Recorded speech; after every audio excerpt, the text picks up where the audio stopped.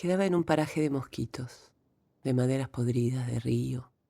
Las circunstancias me habían obligado a vivir en esa casa extraña. Del piso habían desaparecido algunas tablas y se abría un boquete de más de medio metro.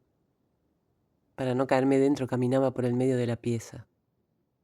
Como yo vivía ahí desde hacía poco, no había tenido tiempo para los peligros. Era un sitio bastante claro.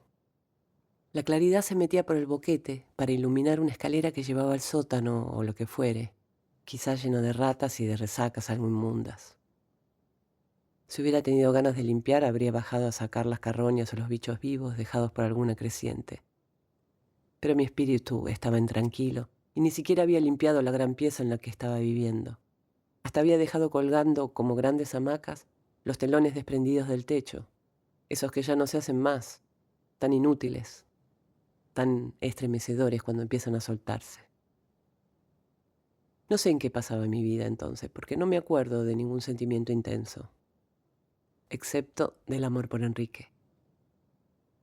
Pero no había tenido la energía de prohibirle que bajara al misterioso sótano. Tan fuertes eran mi cansancio y mis ganas de despreocupación. Él, allí, seguramente, se divertía como solo puede hacerlo un ser nuevo y asombradizo. Un día se me ocurrió que entre tantas ratas y sucias formas de vida, debía de haber atrapado lombrices. Así que busqué un hombre de la zona, especialista en bichos repugnantes, para que se la sacara. Llegó vestido con un overol blanco, muy limpio, como uniforme de médico. Me asomé al boquete del piso y llamé a Enrique, que andaba correteando abajo. Asombrosamente obedeció y subió alegre el tramo de escalera rota.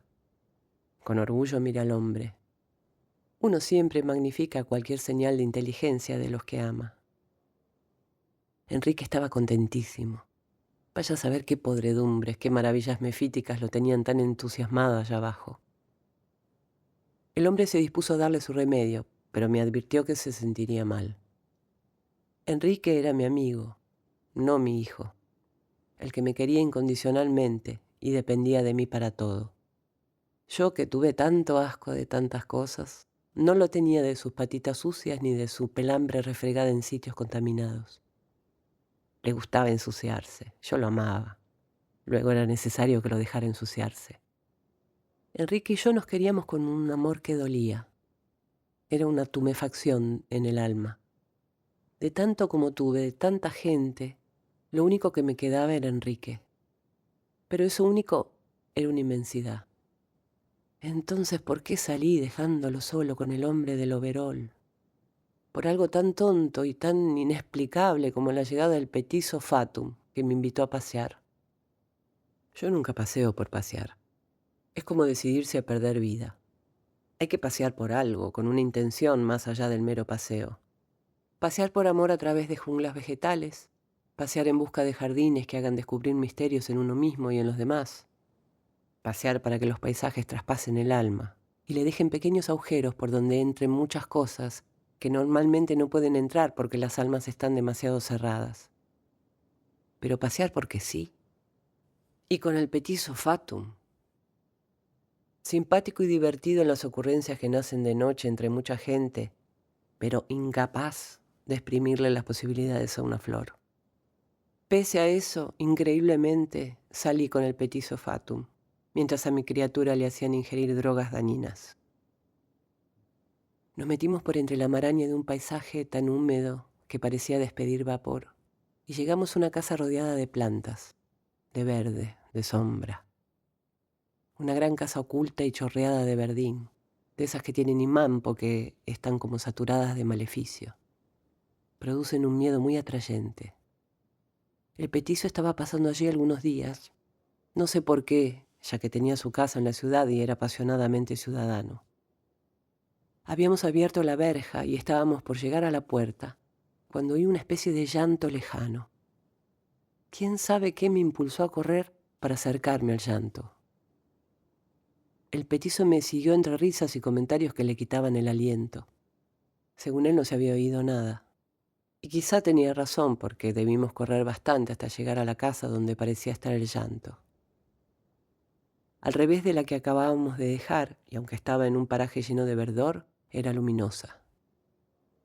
La luminosidad interna se distinguía por debajo de la rendija de la puerta. Llamamos. Nadie contestó. Imposible entrar si no era por la puerta. Las tapias de los costados no lo permitían. Saqué mis llaves y empecé a probarlas. El petizo se puso pálido. No se oye ningún llanto. ¿Te has vuelto ladrona y me estás complicando? Me voy de aquí. Pero se puso aún más pálido cuando oyó de repente el llanto espantoso. Llanto, queja, alarido, todo eso era, más la desesperación. Fui siempre especialista en encontrar entradas insuficientemente cerradas. Desde chica me he divertido en violar casas de vecinos ausentes. Un único obstáculo tuve a veces: los perros, tan defensores de lo que no les pertenece, tan del partido de sus dueños, pobrecitos. Hasta he llegado a entrar en casas con enfermos que ni se daban cuenta de que la familia los había dejado solos. En casas con imágenes de Santa Teresita y rosarios gruesos, negros y diabólicos. En casas llenas de jazmines del Paraguay, que aunque no tienen un perfume exaltado, lo tienen, sí, extraño, casi un no perfume, muy refinado. Y de repente, mientras hurgaba la cerradura, me invadió el ansia de perfumes que siempre me ha perseguido como si me señalara un camino. Hablé para distraer al petizo mientras seguía con mi trabajo. Pero su cara trastornada rompió mi cháchara y me volvió a la urgencia. Tenía que entrar en la casa. Lo había hecho antes en tantas otras, atraída por sus extraños habitantes ausentes que dejaban visibles sus ritos, o por sus insólitos ensamblajes ajenos a las ordenanzas, rebeldes a cualquier prohibición opuesta a la originalidad. Por fin di con el resquicio que me permitió abrir. Una casa rectangular y luminosa. Se entraba por un pasillo lindante con los vidrios de la cocina, que a su vez tenía ventanas hacia la otra calle. Y entonces volvimos a oír el quejido. ¿Quejido? Un gemido rabioso, un aullido. Venía de afuera, de detrás de las ventanas de la cocina que daban a la otra calle. Me precipité a abrir una y algo huyó hacia abajo. El petizo ya estaba junto a mí. Me incliné a mirar y con asombro, con desazón, casi con náusea, descubrí lo que había afuera. La casa, a ras del suelo por donde habíamos entrado, de ese otro lado, estaba sobre un terraplén oblicuo de unos 2 metros o más de elevación. Tirado en la calle había un blando muñeco de trapo, bastante grande, con una pierna doblada. A su lado aullaba el perro que quiso entrar en la casa violada por mí o quiso algo que no comprendimos, quizás solo ayuda.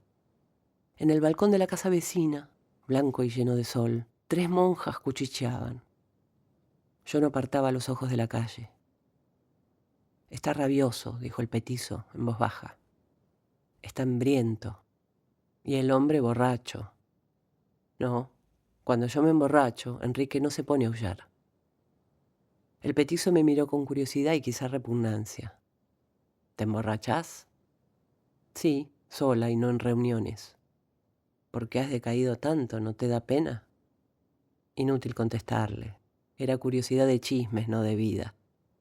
Mientras ahí abajo, en la calle, qué desarticulado estaba ese pobre hombre, qué pálido, qué vestido con bolsas en lugar de ropas, como para que yo lo hubiese tomado por un muñeco de trapo. El muchacho tirado y su perro, 2 seres que se habían amado, que se amaban seguramente todavía, a pesar de la espantosa barrera entre ellos. Porque no se podía dudar, solo la muerte de actitudes tan antinaturales como la que tenía el hombre caído. Todo era tan blanco de este lado de la casa, como en un paisaje de Andalucía, como si del otro lado no hubiera tanta cantidad de sombra, de verdín, de agua oscura. De repente, ese dolor que se elevaba desde la calle me dio en el pecho y me sofocó. El muchacho tirado, ¿de qué había muerto? ¿De hambre? ¿De caminar sin esperanzas? ¿De tanto amar? ¿Cómo no supo que junto a él tenía el amor? ¿Qué necesidad de un ser humano para vivir el amor más desgarrador? Las personas son nada más que el instrumento para el cuerpo de otras personas, susurré. El petizo estaba descolorido, entendiendo solo la muerte, sin entender la separación. El amor que rompe las paredes está en otra parte. Tenemos casas para resguardar el cuerpo. Tenemos cuerpos para resguardar quién sabe qué belleza desconocida. Pero la resguarda y al mismo tiempo la comprime, la domina, la retiene. Hablé con voz de llanto. ¿Quién es capaz de romper las paredes del cuerpo? Ya había algunos curiosos mirando al muchacho caído. Todos parecíamos paralizados. Nadie actuaba. Y en el balcón vecino, 3 monjas comentaban pacatas el espectáculo. Hagamos algo, le supliqué. Quizá esté vivo todavía. Es la voluntad del Señor, dijeron indiferentes. Pero quizá no esté muerto, sino por morir, y pensé, de una enfermedad tan pobre que la obliga a transportarla por los caminos y la intemperie. Ellas siguieron en su impasibilidad de monjas. Es la voluntad del Señor. Entonces, dulcemente, les aconsejé, ¿por qué no cambian de Señor? Se persignaron y huyeron a la desbandada. Yo entré a llamar a una de esas instituciones nuestras que tardan tanto para lo urgente y no llegan nunca para lo demás. Luego salí de la casa. Arrastré al petizo en la gran vuelta que se precisaba hacer para llegar del lado sombra al lado de Andalucía. Así que te emborrachás sola mientras corríamos. Sí, ¿no lo ves? Sin dejar de correr. Estoy borracha de rabia, otras veces lo estoy de música y tantas de eternidad. Entonces Enrique se echa a mi lado y participa de lo que me pasa. Pero para que te quedes contento, a veces me emborracho con 2 vasos de vino con frutas. Y mi voz sonaba entre los lamentos que se desgarraban en el aire y volvían a nacer en algo más hondo que la garganta del pobre animal desesperado. Sus ojos, fijos en algún zodíaco lejano, pero con lagunas del llanto de la tierra, estaban atados al espectro del muchacho que seguramente se despedía de él en ese momento, en una estratosfera del alma inalcanzable para nosotros. El muchacho ya se iba, derivando por las regiones privadas de los muertos. El perro quería irse con él, y su cuerpo imperante le cerraba el paso. La corriente de su desesperación era por minutos más intensa. El muchacho se iba empapando de desconocido, el perro de desdicha irreversible. De repente, la mirada del perro cambió de lugar y de expresión. Me miró a mí, y el horror pareció traspasarle los límites de los párpados. Dios, Dios, dije, no abandones al perro, lo recogeré yo. Y salí corriendo mientras el petizo me gritaba. ¿Quién era él para llamarme? ¿Quién era para haberme hecho dejar a Enrique solo? Era nada más que el hermano del Alto Fatum. Corrí hasta sentir estrellas de plata ante mis ojos y sus duras puntas clavadas en un costado de mi cuerpo. Corrí abriéndome paso entre estrellas de dolor, ya viejas conocidas, pero nunca tan brutalmente desafiadas. Entré en mi extraña casa. Yo no vi el espectro de Enrique, como vio el perro el del muchacho, alejarse traslúcido, centelleante hacia los parajes de la disolución. Lo vi simplemente muerto, enroscado alrededor de un dolor insoportable. Me eché a su lado.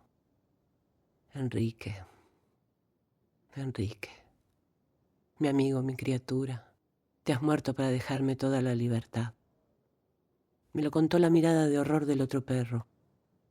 Me dijo, la tristeza es ahora el pulso de Enrique. En eso lo ha convertido tu abandono. No, no, quise contestarle.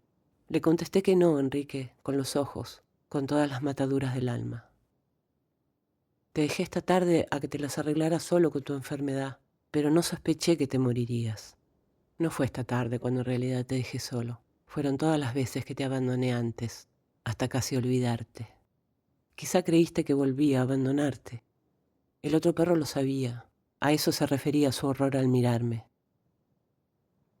Semejante agua opaca y profunda se había vuelto el bello color dorado de los ojos de Enrique. Junto a él, echada, y casi sin darme cuenta, la barrera que nos separaba ahora, como esos 2 pobrecitos de la calle, se deshizo y dejó de ser barrera. Tuve una náusea, una sola, y no caí muerta porque ya había caído antes de morir. Ya en el suelo estaba muerta. Enseguida vi luces titilantes en horizontes muy oscuros.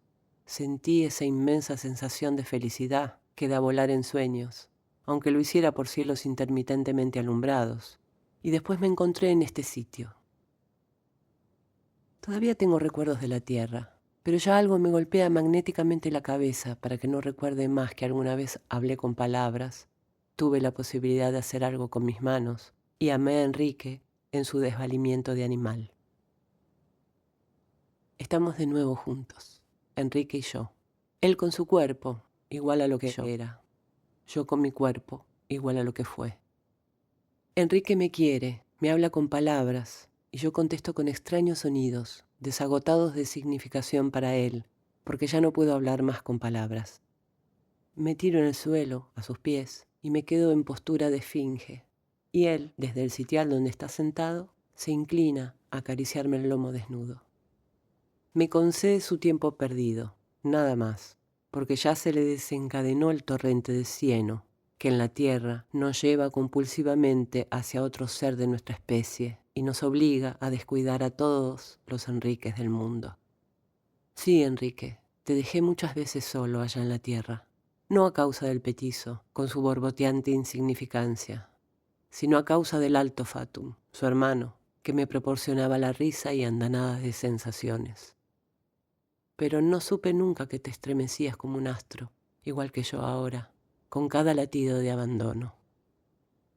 Te dejé muchas veces solo a causa del Alto Fatum, que al fin y al cabo no tenía más que risa, inferioridad, mugre y un cuerpo que podía acoplarse al mío. No entiendo este mundo en el que estamos ahora ni entiendo su cielo, si es cielo esa especie de pesadilla que veo aquí. Me desespera que no comprendas lo que te dicen los escasos sonidos de mi garganta, que no haya flores blancas de exaltado perfume, sino solo vegetales con olor amoniacal. Pero quizá dentro de poco algo cambie. Ya los recuerdos de lo que fue antes empiezan a flotar como una tenue columna sobre mi cabeza. En las nieblas que veo ahora, que tus ojos no pueden distinguir, hay figuras que se parecen a la mía, y me pongo a aullar de miedo por lo que te rodea y no ves. Enrique, que te enamoraste de un cuerpo semejante al tuyo en este enervante, extraño mundo, y que me abandonas a causa de él, antes de que pierda del todo la memoria de lo que fue, te suplico que no me dejes como te dejaba yo, con tanta soledad, con tanta hambre, durante tantos días. Que no me dejes por un cuerpo de tu misma especie, esos que nunca traen el amor, sino la desgracia.